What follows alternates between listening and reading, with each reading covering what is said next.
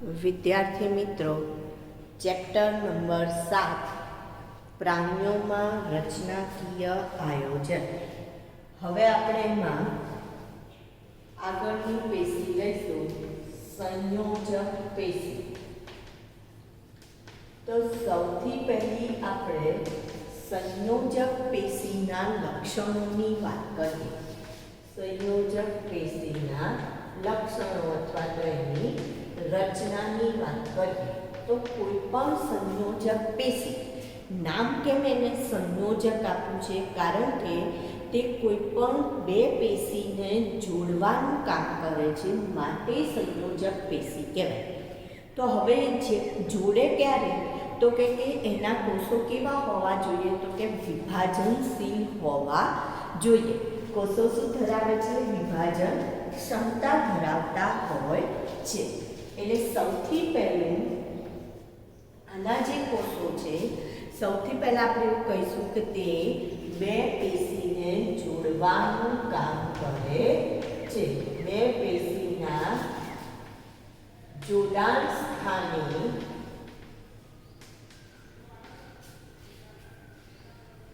આવેલી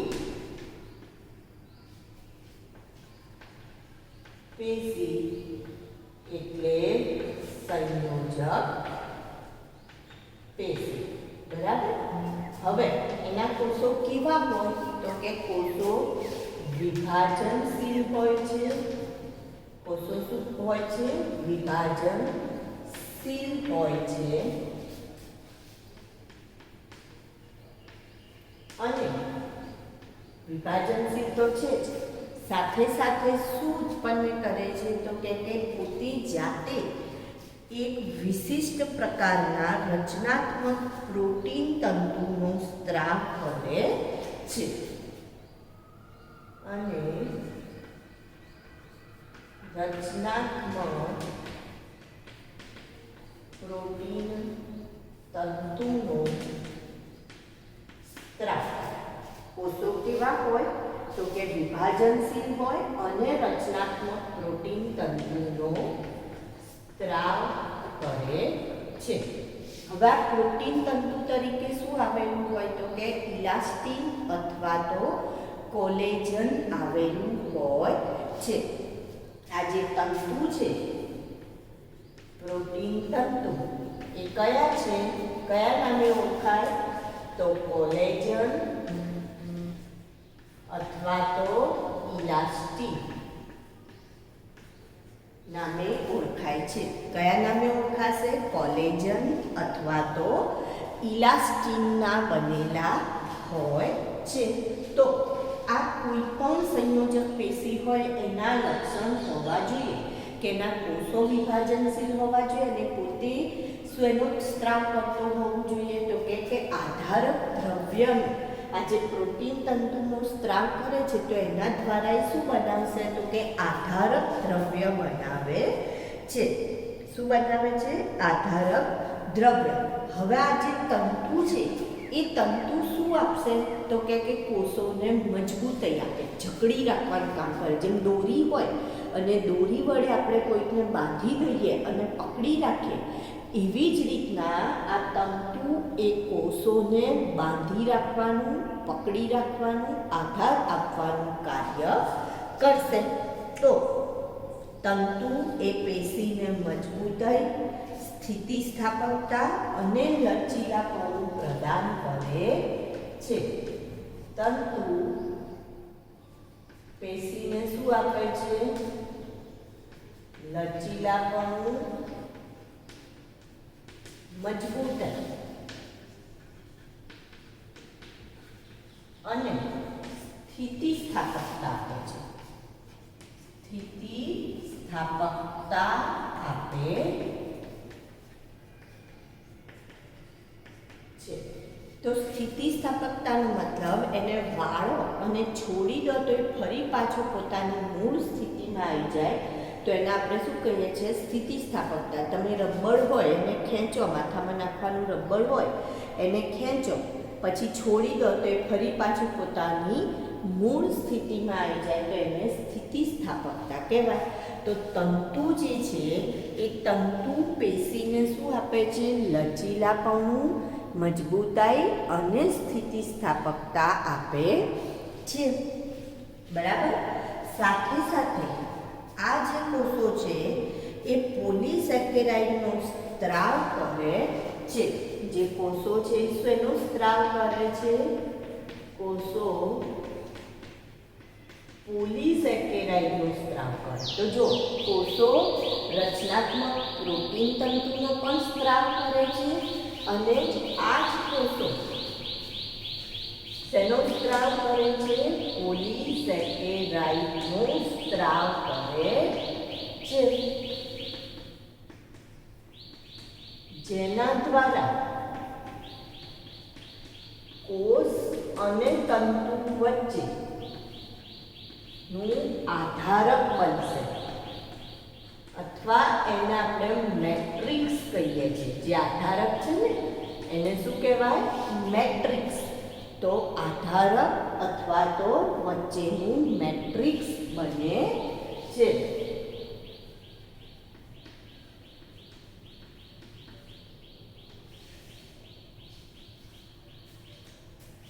જે પોલિસેકેરાઇડ છે એ કોષ અને તંતુ વચ્ચે શું બનાવે છે? મેટ્રિક્સ અથવા તો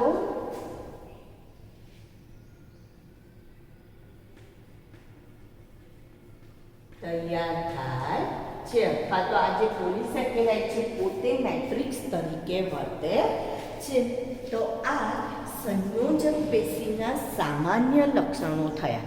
હવે આની અંદર એના પ્રકાર જોઈએ તો આપણે 3 પ્રકાર જોયા હતા: શિથિલ, સઘન અને વિશિષ્ટ સંયોજક પેશી.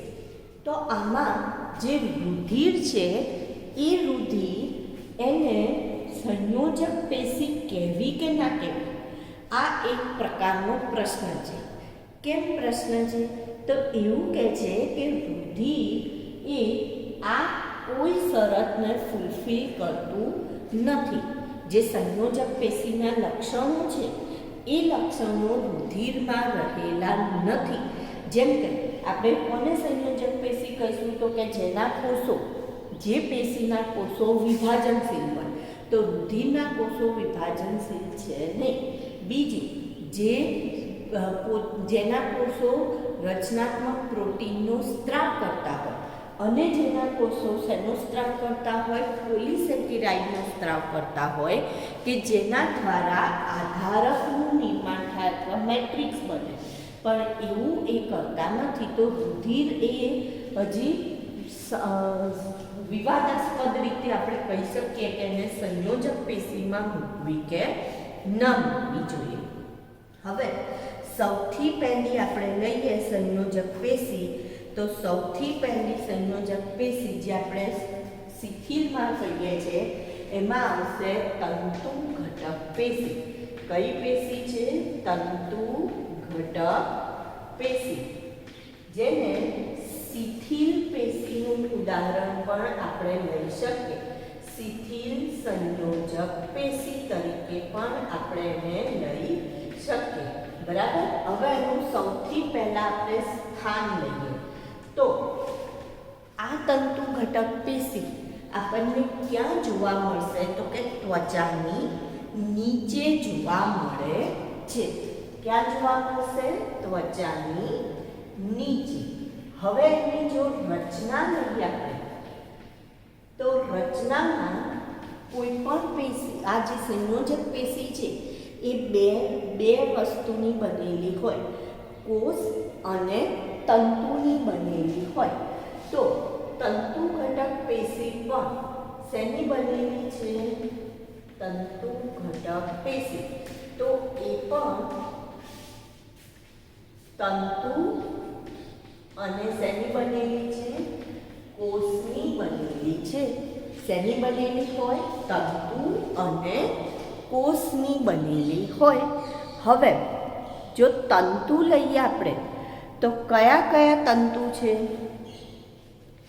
તો શ્વેત તંતુ અને પીળા તંતુ. કયા? શ્વેત તંતુ અને પીળા તંતુ. હવે આમાં જો જે શ્વેત તંતુ છે ને એ કોલેજનના બનેલા છે અને પીળા તંતુ છે શેના બનેલા છે? ઇલાસ્ટિનના. શ્વેત શેના બનેલા છે? કોલેજનના બનેલા છે.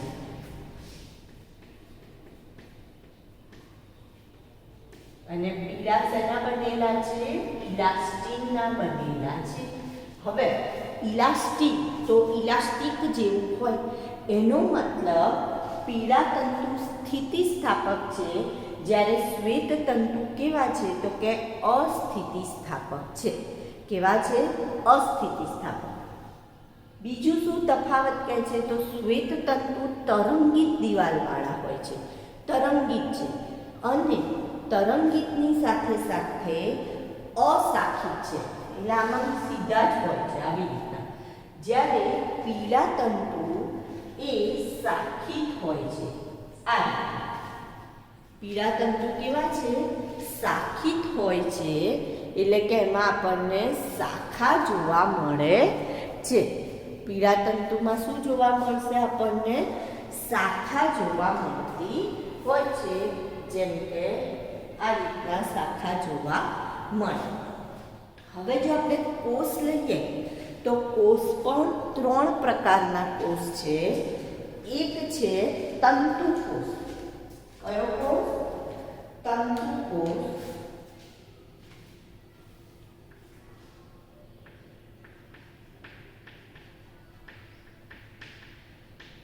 જે અનિયમિત આકારનો હોય છે.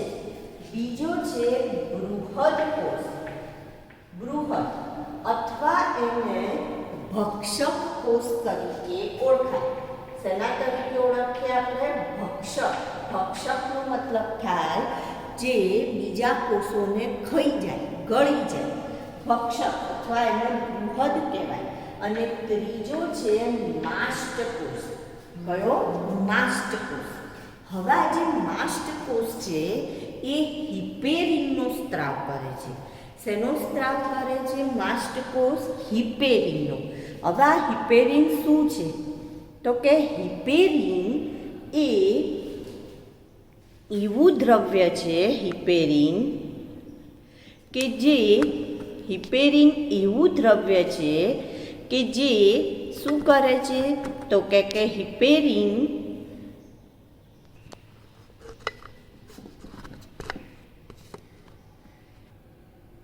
હવે આ જે માસ્ટ કોષ છે એ માસ્ટ કોષ હિપેરિનનો સ્ત્રાવ કરે છે.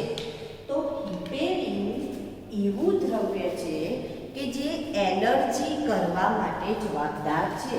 હિપેરિન, હિસ્ટેમાઇન, આવા હિપેરિન, હિસ્ટેમાઇન આવા દ્રવ્યોનો સ્ત્રાવ કરે છે કે જે શેના માટે જવાબદાર છે? તો કે એલર્જી કરવા માટે જવાબદાર છે. જેમ કે હિપેરિનની જો હું વાત કરું તો રુધિર વાહિનીમાં વહેતા રુધિરને જામી જતું અટકાવે છે. હિપેરિન શું કામ કરે છે? તો કે રુધિર વાહિનીમાં જે રુધિર વહેતું હોય એને અટકાવવાનું કામ કરે, જામી જતું અટકાવે છે. તો એનો મતલબ જામી જતું અટકાવે એટલે શું થશે? તો એને ગાંઠ થવા દેતું નથી. અને જે હિસ્ટેમાઇન છે એ હિસ્ટેમાઇન એ એડ્રીનાલિનની અસરોને નાબૂદ કરવાનું કામ કરે છે. એવી જ રીતના સેરોટોનિનનો પણ સ્ત્રાવ કરે છે. તો આ તંતુ કોષ, બૃહદ કોષ અને માસ્ટ કોષ એની આપણે તંતુ ઘટક પેશીમાં વાત કરી.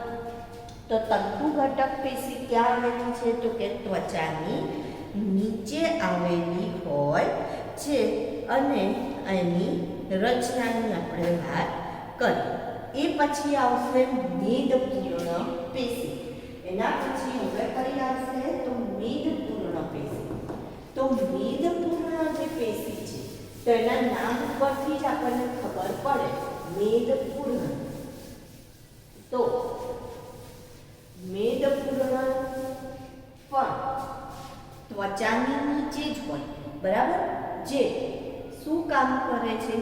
તો કે એના જે કોષો છે એ મેદનો સંગ્રહ કરવા માટે, ચરબીનો સંગ્રહ કરવા માટે વિશિષ્ટીકરણ પામેલા હોય છે. એના જે કોષો છે એ શું થશે તો કે મેદનો સંગ્રહ કરવા માટે વિશિષ્ટીકરણ પામે છે. મેદપૂર્ણ પેશી, તો એના કોષો શું કહીશું આપણે? કોષો, તેના કોષો ચરબી અથવા તો એને શું કહેવાય? મેદનો સંગ્રહ કરવા માટે વિશિષ્ટીકરણ પામે છે. એટલે રૂપાંતરિત થયેલા હોય છે. અને એનું કાર્ય શું છે તો કે શરીરને ઉષ્મા આપવાનું કામ કરશે. શરીરને શું આપશે? ઉષ્મા આપવાનું કામ કરશે. અને સાથે સાથે એ મેદનો સંગ્રહ પણ કરે છે.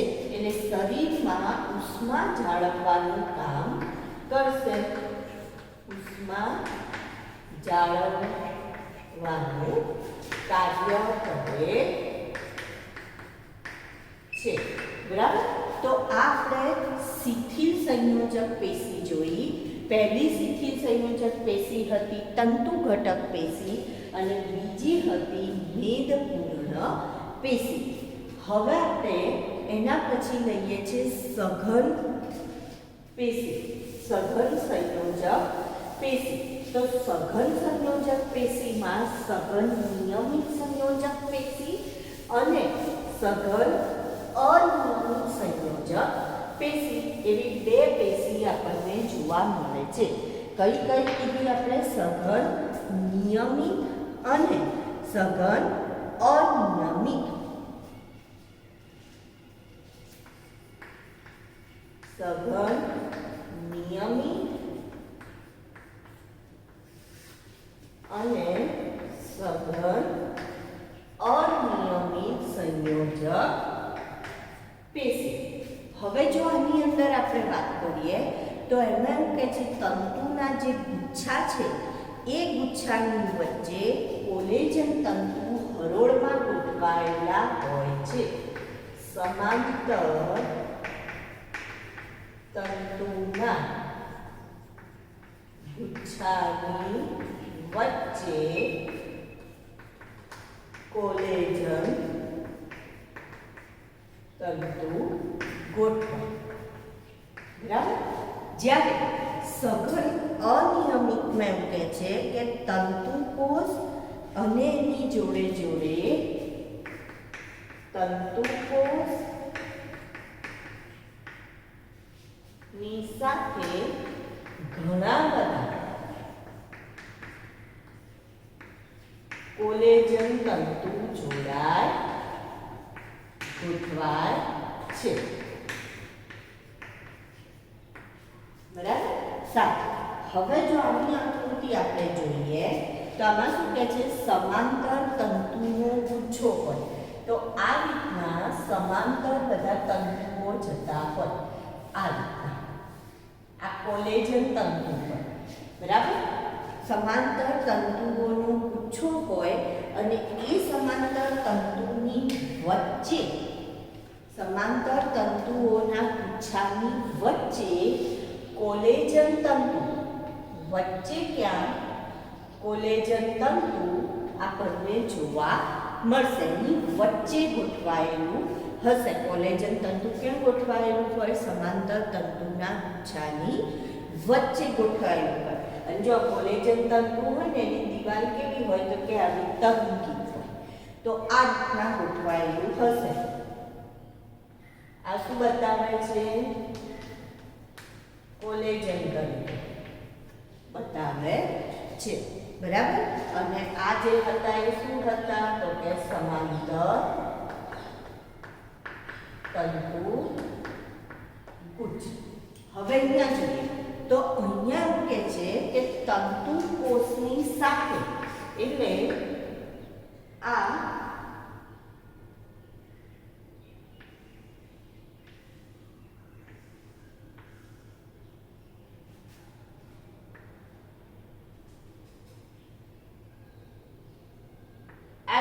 તંતુકોષ હોય અને એની સાથે ઘણા બધા કોલેજન તંતુ ગોઠવાય. આ રીતના જો અહીંયા મેં ખાલી એક જ બતાવ્યું છે, અહીંયા આપણે ઘણા બધા બતાવ્યું. તો આ શું છે? કોલેજન તંતુ. અને આ જે અનિયમિત આકારનું દોર્યું એ શું દોર્યું? તંતુકોષ. તો આ સઘન નિયમિત અને પેલું શું થઈ જશે? સઘન અનિયમિત પ્રકારનું થાય છે રચના. હવે આના ઉદાહરણ લઈએ આપણે, સઘન નિયમિતના ઉદાહરણ. તો એમાં સ્નાયુબંધ અને અસ્થિબંધ. સ્નાયુબંધ અને અસ્થિબંધ. સ્નાયુબંધ અને અસ્થિબંધમાં જોવા મળશે. તો હવે જે સ્નાયુબંધ છે એ શેમાં જોવા મળશે? તો કે બે સ્નાયુની વચ્ચે. સ્નાયુબંધ ક્યાં જોવા મળે આપણને? બે સ્નાયુની વચ્ચે જોવા મળશે. કોલેજનના તંતુઓ ક્યાં હોય? બે સ્નાયુની વચ્ચે. બે જે સ્નાયુઓ હોય એ સ્નાયુઓના જોડાણમાં આપણને જોવા મળશે. એટલે બે સ્નાયુઓનું જે જોડાણ હોય ત્યાં સ્નાયુબંધ જોવા મળશે. અને સ્નાયુ અને કંકાલનું જોડાણ હોય. સ્નાયુ અને કંકાલનું જોડાણ. સ્નાયુ અને કંકાલ તંત્ર એટલે આપણું જે બોડી સ્કેલેટન છે એનું જોડાણ થાય ત્યાં કયો બંધ આવશે? અસ્થિબંધ આવેલો હોય છે. તો ત્યાં પણ આ જે કોલેજન તંતુ જોવા મળશે એ કયા પ્રકારનું છે? તો કે સઘન નિયમિત પ્રકારનું હોય છે.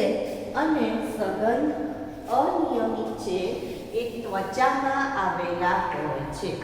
ક્યાં હોય? ત્વચામાં આપણને જોવા મળશે. તો સઘન નિયમિત અને સઘન અનિયમિત પ્રકારના આપણે તો સઘન નિયમિત અને સઘન અનિયમિત પ્રકાર. તો જો પહેલું આપણે સંયોજક પેશીના જે પ્રકાર હતા એમાં પહેલી કઈ હતી? શિથિલ સંયોજક. શિથિલ સંયોજકમાં તંતુ ઘટક અને મેદપૂર્ણની વાત કરી ગયા. બીજો પ્રકાર હતો સઘન. તો સઘનમાં સઘન નિયમિત અને સઘન અનિયમિતની વાત કરી ગયા. હવે આની જ અંદર સંયોજક પેશીમાં ત્રીજી છે એ આવશે આપણું વિશિષ્ટ સંયોજક પેશી. ત્રીજી કઈ આવશે? વિશિષ્ટ સંયોજક પેશી. જેની અંદર વિશિષ્ટ સંયોજક પેશી જેમાં કાસ્થિ, અસ્થિ અને રુધિરનો સમાવેશ થાય. શેનો સમાવેશ થાય? કાસ્થિ, અસ્થિ અને રુધિર. કાસ્થિ, અસ્થિ અને કોનો સમાવેશ થશે? રુધિરનો સમાવેશ થશે. તો હવે પહેલા આપણે વાત કરીએ કાસ્થિની અને અસ્થિની વાત કરીએ. આપણે કાસ્થિ અને અસ્થિની વાત કરીએ. તો કાસ્થિમાં જોઈએ તો આંતરકોષીય દ્રવ્ય કઠણ સ્થિતિસ્થાપક હોય. કેવું હોય? આંતરકોષીય દ્રવ્ય કઠણ છે પણ સ્થિતિસ્થાપક. કેવું છે? કઠણ પણ કેવું છે? સ્થિતિસ્થાપક. સ્થિતિસ્થાપકનો મતલબ મેં તમને કહો તો કે કેવું હોય? જે પોતાની મૂળ સ્થિતિમાં પાછું આવી જાય. બરાબર? સારું. જ્યારે અહીંયા જોઈએ, ધારો કે હું જો તમને કાસ્થિનું ઉદાહરણ આપું, આ નાકનું ટેઢું કાસ્થિનું બનેલું છે. કર્ણપલ્લવ કાસ્થિના બનેલા છે. બરાબર? જો હું એને વાળું છું અને છોડી દઉં તો પોતાની મૂળ સ્થિતિમાં, વાળું છું છોડી દઈએ તો પોતાની મૂળ સ્થિતિમાં આવી જાય છે.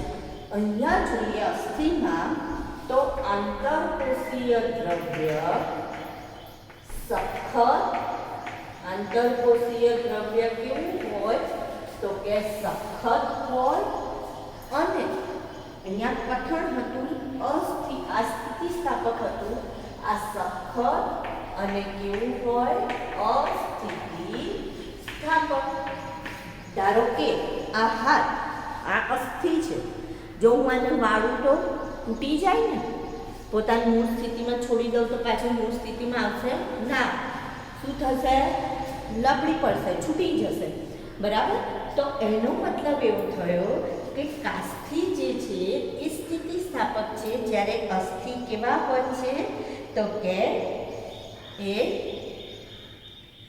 અસ્થિતિસ્થાપક હોય છે બરાબર સારું પછી એનાથી આગળ એનું જે આધારક દ્રવ્ય છે એ આધારક દ્રવ્યમાં કોન્ડ્રીનનો સ્ત્રાવ થશે શેનો સ્ત્રાવ થશે આધારક દ્રવ્યમાં કોન્ડ્રીન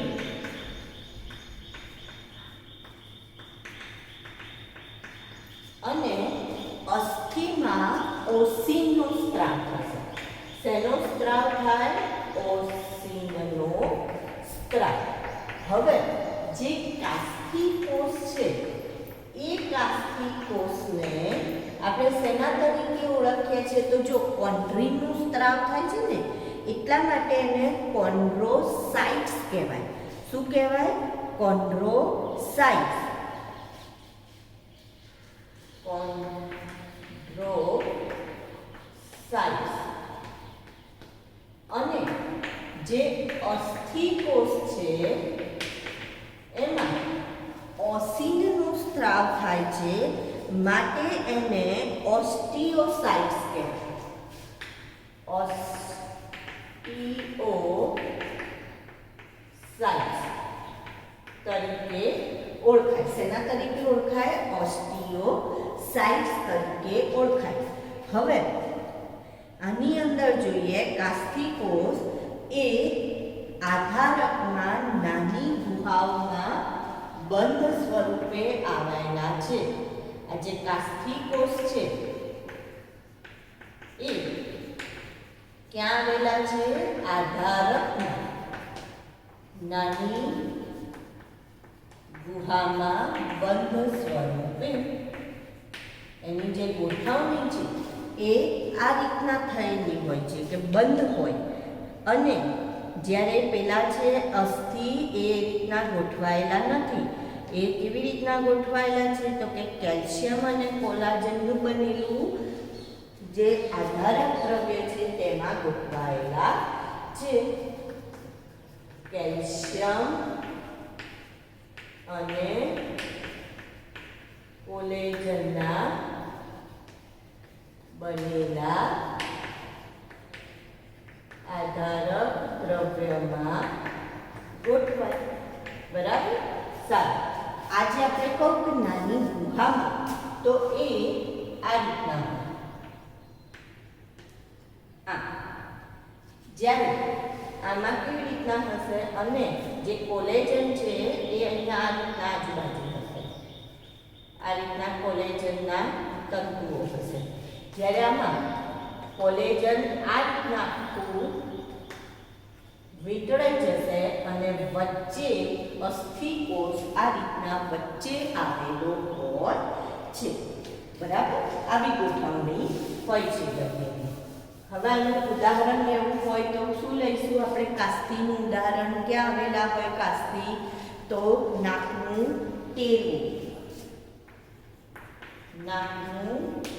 ટેરું કર્ણ પલ્લવ આ બધા શું ધરાવે છે કાસ્થિ ધરાવે છે હવે જો જ્યારે ભ્રૂણ ગર્ભ અવસ્થામાં હોય ત્યારે કેટલીક અવસ્થાઓ કાસ્થિ અવસ્થા હોય પણ એટલે કે રચના કાસ્થિની બનેલી હોય પણ જ્યારે બાળક પુખ્ત અવસ્થાએ પહોંચે ત્યારે કાસ્થિ શેમાં ફેરવાઈ જાય અસ્થિમાં ફેરવાઈ જાય છે જો અસ્થિના કાર્યની વાત કરીએ તો શરીરને શું આપે છે એક બંધારણ માળખું રચે છે ને શરીરનું શું રચે છે માળખું રચે છે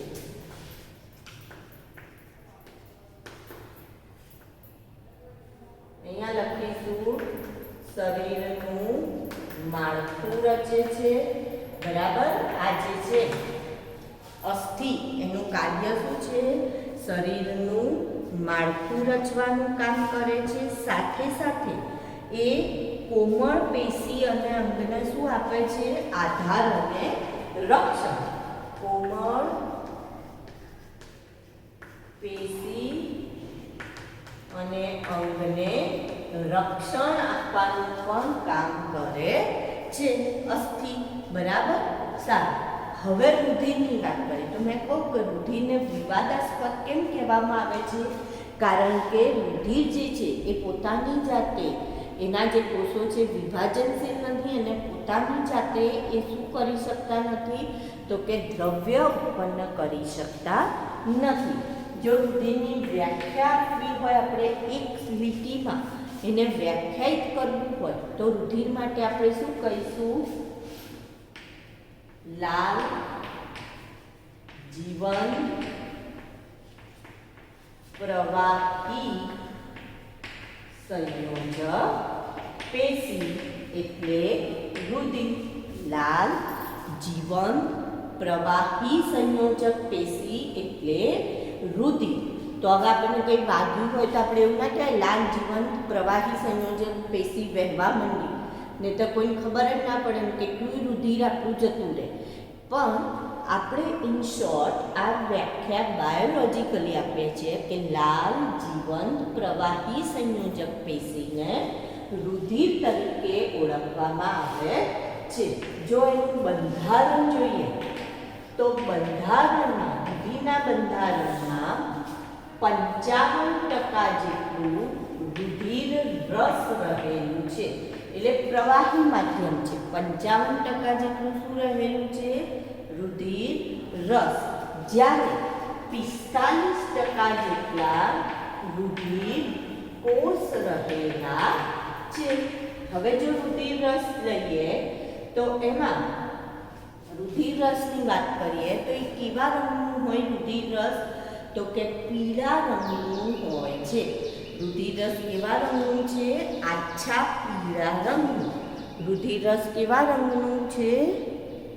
આછા પીળા રંગનું હોય છે. અને જો એનું બંધારણ લઈએ રુધિર રસનું તો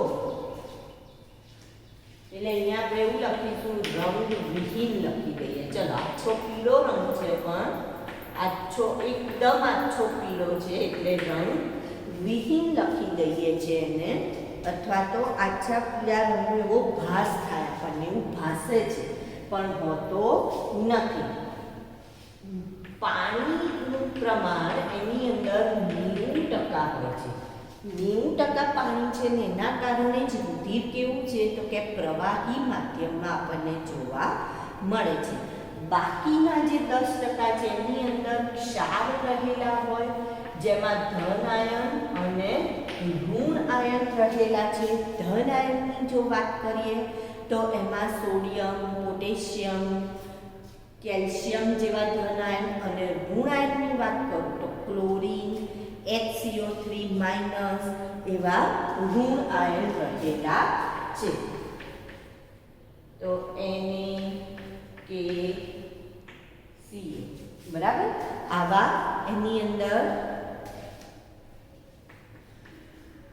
ધન આયન Cl, HCO3 જેવા ઋણ આયન રહેલા છે. તો આ ક્ષારની વાત થઈ.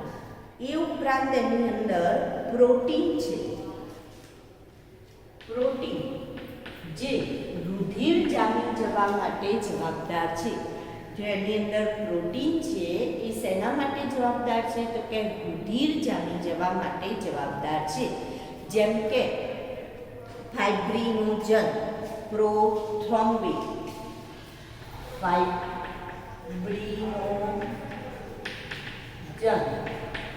પ્રોથ્રોમ્બિન,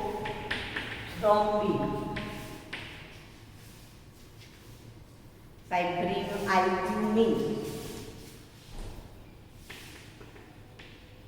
આવા પ્રોટીન એની અંદર રહેલા છે, બરાબર. અને ગ્લોબ્યુલિન, ગ્લોબ્યુલિન્સ નામનું પ્રોટીન રહેલું છે.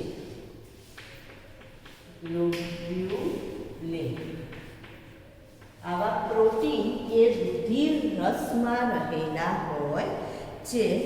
એની સાથે સાથે રુધિર રસની અંદર પ્રતિવિષકારી રક્ષણ પ્રેરક દ્રવ્ય